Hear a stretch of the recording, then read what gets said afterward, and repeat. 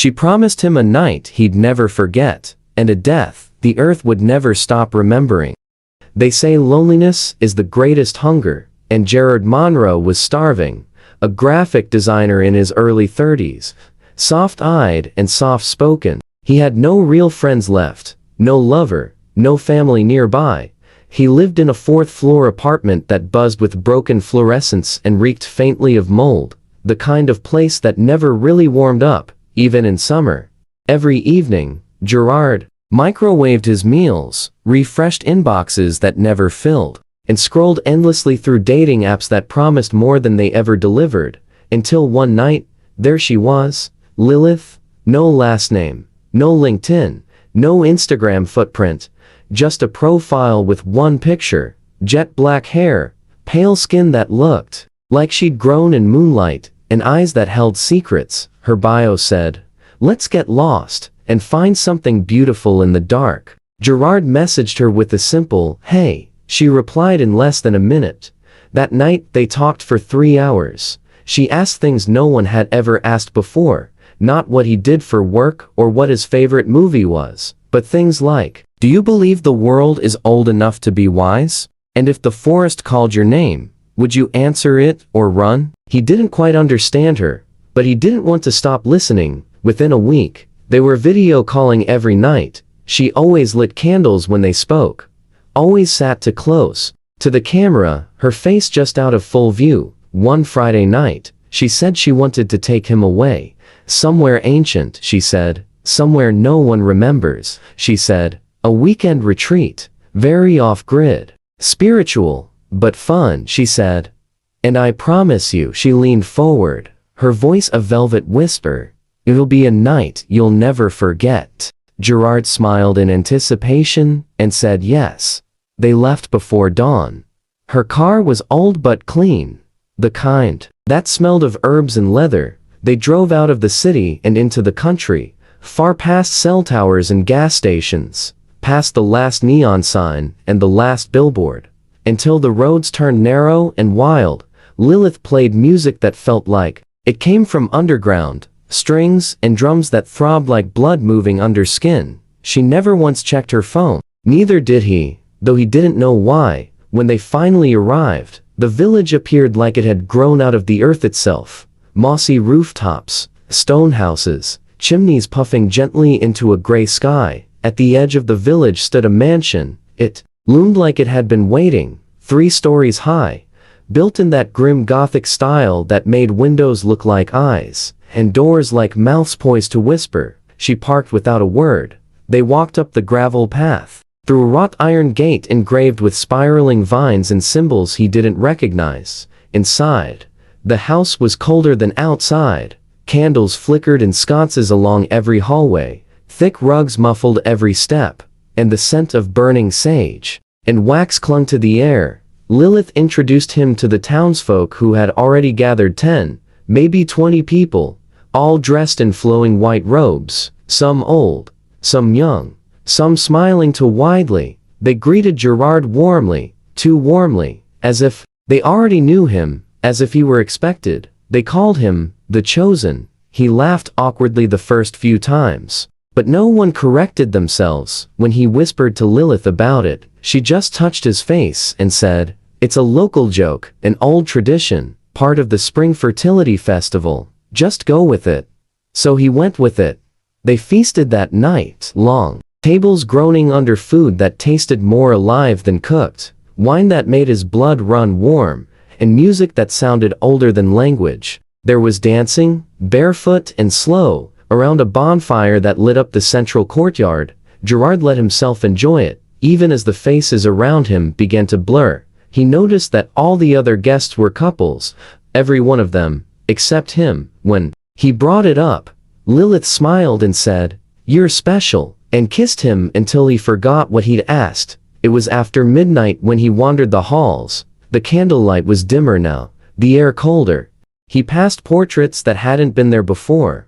Men, each looking eerily like him, posed in regal clothes, then again in other paintings, being crowned, and then sacrificed. His stomach twisted. He told himself it was the wine. He tried to find his room again, but the halls twisted. He opened a door he thought led to the staircase, but instead found a study lined with old photographs. He stepped inside.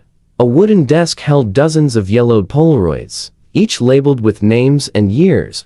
1999, Mark, chosen. 1986, Jonah, chosen. 1973, Andrew, chosen. The most recent, 2012, Gabriel, chosen. Every man with Lilith. He felt bile rise in his throat. He turned. Behind him, an old woman with long, gray hair and black eyes stood silently. "It's nearly time," she said. Then she was gone. He ran to find Lilith. She was in the bath. The water was red. She told him not to be afraid, told him it had to happen, that the land needed life to bear life, that every 13 years, a man was brought to the village, chosen by the land, to plant the seed and nourish the soil. The ritual is older than memory, she whispered. It's beautiful if you let it be. Gerard gaped at her. What had he gotten himself into? He tried to leave that night. The front door was locked, the window sealed. His phone had no signal. The car was gone. He ran out the back, into the woods, only to find masked villagers among the trees, torches in hand, moving silently. They didn't chase him, they let him run. But every path led back to the house, back to the altar, back to Lilith, standing in white, soaked in blood not her own. Gerard screamed, "Heron again," and made it to the road. A truck appeared from the mist. He flagged it down. The driver, an old man with glassy eyes, opened the door and said, "You lost, boy. Please, get me out of here," Gerard begged. They drove in silence, for miles, until the trees broke, until the mansion rose again in the headlights. "Relax," the driver said. "Happens every 13 years. You'll feel peace soon." He smiled. And the truck door locked itself. He was back in the mansion. The villagers surrounded him as if nothing had happened. Lilith greeted him like a lover returning from a brief absence. No mention of the truck, no mention of the escape, just that same disarming smile and that voice that crawled beneath his skin like roots. She bathed him, not just washed, baptized him. A stone tub filled with ashen petals. "The preparation," she said softly, tracing symbols on his chest with oil. "The seed must be cleansed before the soil can drink." He didn't fight this time. He was too tired, too hollowed. At dinner, the table was quieter. Everyone wore robes of black now. He sat at the head of the table. No one else touched their food. They stared at him as they chewed. Lilith placed her hand on his. "Tonight," she whispered, "we become gods." He wanted to scream. He wanted to run. But even his thoughts were thick now, dull, weighted. They brought him to the ancestral chamber. Stone floors, walls, inscribed with spirals and strange runes. A massive wooden bed with vines crawling up its posts. Lilith disrobed. She didn't seduce him this time. She knelt beside the bed and prayed, and the others watched. Dozens of villagers standing in a circle, humming low. Gerard stood paralyzed. Every instinct screamed, but something older than instinct whispered, "It is done." She approached him. "You are the seed, Gerard. The land will remember your name, and our son will wake the spring." That night, the ritual was consummated, as the fire crackled, as the drums built to frenzy, as masked villagers danced in the halls outside, and above them, the stars blinked out. One by one, Gerard awoke in a room he didn't recognize, shackled to a bed of moss and stone. Light poured in from slats in the wooden ceiling. He screamed until his voice cracked. No one came. But the birds outside stopped singing. He waited until nightfall. And when a young woman came to feed him bread, herbs, and something thick and bitter, he feigned sleep. When she leaned in, he grabbed a small knife from the tray and threatened her with it, then cut the binding cords and ran, down corridors that bled into staircases, into tunnels beneath the estate, bones embedded in the walls. He saw the altar again, now cloaked in ivy and dried blood. He found a trapdoor in the woodshed, lifted it, crawled into moonlight, and ran, again. He made it to the fields, to the barbed wire that framed the village. Beyond it lights, modern lights, civilization. He climbed, cut his hands, fell, got up, climbed again. On the other side, a man with a lantern waited, dressed plainly, eyes wide with surprise. "You shouldn't be here," he said. "Please," Gerard begged. "Help me." The man nodded slowly. "Follow me."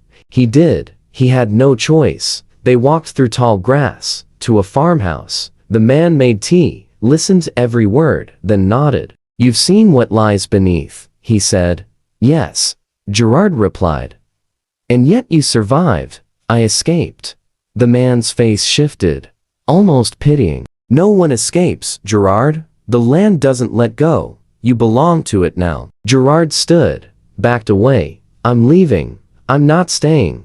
I won't die here." The man said nothing, just sipped his tea. Gerard opened the door, and outside, the village waited, the mansion closer than it had ever been. Lilith stood at its gate, her stomach round, glowing, and behind her, the villagers parted, and the child stepped forward, already walking, already knowing. He looked just like Gerard, and he smiled. Gerard turned and ran again. Branches whipped across his face, his lungs burned. The mansion should not have been this close. Every direction led back to it, and still he ran, through mud, through fog, through the veil of something ancient trying to swallow him whole. He stumbled across a narrow stone bridge at the edge of a swamp, where the fog parted briefly, and there she stood. Not Lilith, someone else, someone real, a woman in hiking gear, clutching a flashlight and a backpack. "Jesus, are you okay?" she shouted. Gerard collapsed at her feet. He tried to speak, but only sobs came out. She looked behind them, saw the flickers of torches, heard the chanting. "What the hell is that?" she whispered. "We need to move," he gasped. She helped him to his feet. They ran, together. She led him to her campsite tucked behind a ravine. She said her name was Mar, that she was a photographer, that she was exploring abandoned towns for a project on forgotten folklore. She hadn't meant to come this far. Her maps didn't show a village, and yet there it was. "You're not crazy," she told him as she wrapped his bleeding hands. "I saw them, too. They're not just people. There's something else. Something older." That night, they stayed hidden. The chanting echoed through the hills. The flames danced just beyond the tree line, but the villagers never crossed the ravine. Mara showed him a map in the morning. Together, they navigated toward the nearest highway. It took 2 days. They slept in trees, ate whatever she had left, and Gerard slowly returned to himself. They found a ranger station. It was abandoned, but the emergency radio still worked. A helicopter came the next morning. The first sound of blades cutting air nearly brought Gerard to tears. They lifted off. Gerard looked down, but the forest had already closed itself up again. The mansion was gone, the village erased, as if it had never been. Months later, Gerard lived in a small apartment above a bookstore in a coastal town. He rarely spoke of what happened, not to doctors, not to police, not even to Mara. He still saw her. They met for coffee every Sunday. They didn't talk about the forest. They talked about art, and food, and things that didn't hurt. But sometimes, when Gerard closed his eyes, he saw the boy, that child standing beneath a blood moon, smiling, and in his dreams, Lilith still whispered, "The land remembers, it always remembers." One day, a letter arrived, no return address, just a symbol, a spiral, carved in wax. He didn't open it, he burned it, and as the envelope turned to ash, the wind carried it east, back toward the hills, where the trees were waking, and somewhere, in the ground beneath them, a seed stirred.